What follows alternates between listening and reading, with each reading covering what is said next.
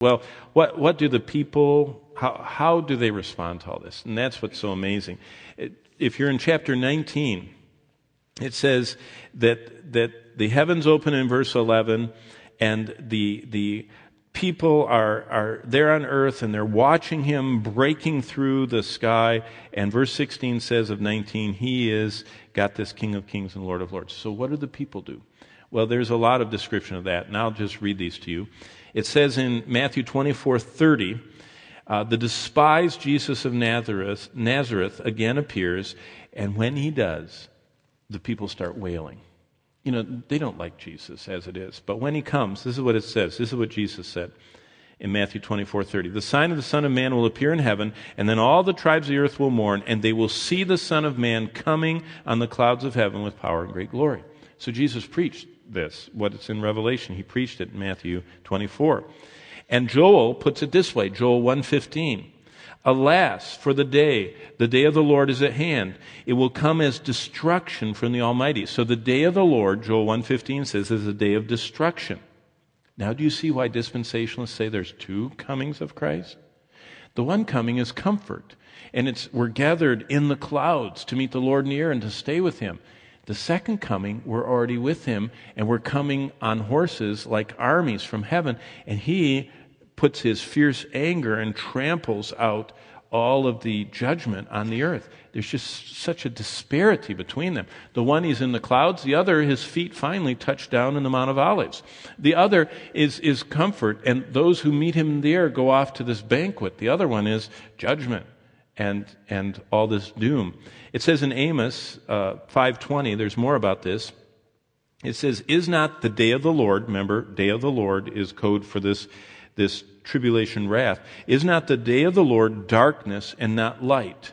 It is not very dark. It has no brightness in it. And the prophets talk about, during this time of Christ's return, that the whole earth is plunged into this kind of twilight. And it's just kind of like not light, not night. It's just kind of, it's eerie, and nothing is normal. Things we could count on. Isaiah 13:13 exactly parallels this, and it says that God's fierce anger is expressed through Christ. And this is what Isaiah says in Isaiah 13. I will shake the heavens, the earth will move out of her place in the wrath of the Lord of hosts, in the day of his fierce anger. If you've ever been in an earthquake, it's very unsettling to have the earth move out of its place. Bonnie and I lived through, different quakes when we lived in Los Angeles. And I remember our first quake. What you're supposed to do in Los Angeles is you're supposed to stand in a doorway. In Oklahoma, you get in the bathtub with your mattress. That's tornado practice. In California, you stand in the doorway because a doorway protects you because of the framing. Well, not me. I ran outside. I wanted to see it. And so as soon as the dishes started falling off the wall, Bonnie said, stand in the doorway. And I said, I'm running out to see it. I don't want to miss it. So we dragged Johnny out and we went to see it. And we stood on our street. And by the way, Goofy from Disney lived next door to us. Goofy, the voice of Goofy. And he had all those platinum records. He was an actor and had all this wealth. And all of his platinum records were flying off the wall. And I looked down past Goofy's house and Dom DeLuise's nephew and all those that were down that way. And it was the most amazing thing. It was like waves. And the chimneys of all the houses went like this. It's the most, it was like riding a surfboard. It was the most amazing thing. The whole ground just did ripples up and down, and things started cracking and falling and breaking and everything. And it was only a 4-point whatever. And this is going to be like a 20 on the Richter scale. It's going to be so massive. It says all the islands are going to drop out of sight in the ocean, and cities are going to be split and all that. But it says in Isaiah 13:13, the earth will move out of her place. The recent disaster Mayan movie that just came out, 2012, it says that the whole earth moves. Well, they got that right. It does. Because God said it's going to in Isaiah 13:13. It'll be a great and terrible day of judgment. Malachi 4:5 says, behold, I will send Elijah the prophet before the coming of the great and dreadful day of the Lord. It's going to be great. It's going to be dreadful. It's going to cause horror. It says in Joel 2:2, it's a day of darkness, gloominess, clouds, and thick darkness.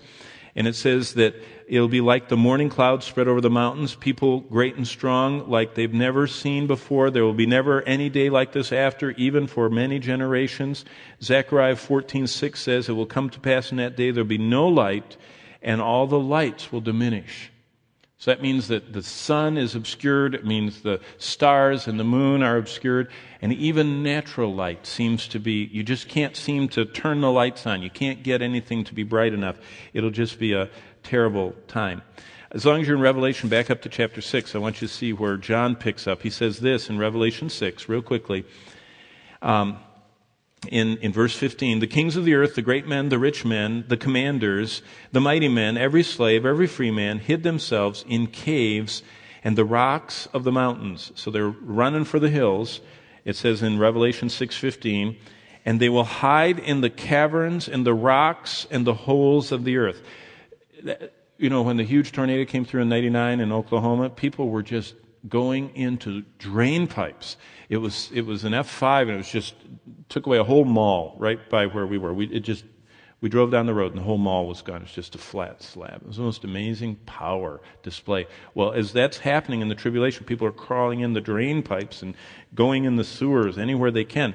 Isaiah adds this in Isaiah 2:19, they will go into the holes of the rocks, they will go into the caves of the earth, from the terror of the Lord, from the glory of his majesty, when he arises to shake the earth mightily. So there's this earthquake thing. And then Jesus said this in Luke 23:30, then they will begin to say to the mountains, fall on us, and to the hills, cover us. I mean, they're laying down in the ditches saying, please cover us. We don't want to see God. Please fall on us. We don't want to see his face. And look at Revelation 6:16.